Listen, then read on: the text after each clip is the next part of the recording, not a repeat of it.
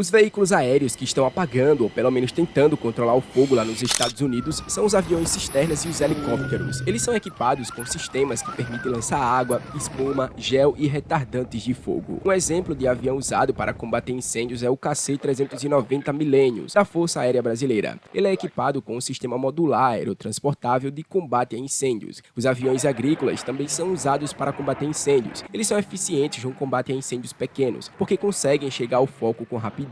Além dos aviões, os helicópteros desempenham um papel fundamental, equipados com baldes suspensos. Eles podem acessar regiões montanhosas ou de difícil alcance, despejando água de forma precisa e ajudando também no transporte de equipamentos e suprimentos. Além disso, outros meios aéreos também podem ser usados para combater esses incêndios, como os drones.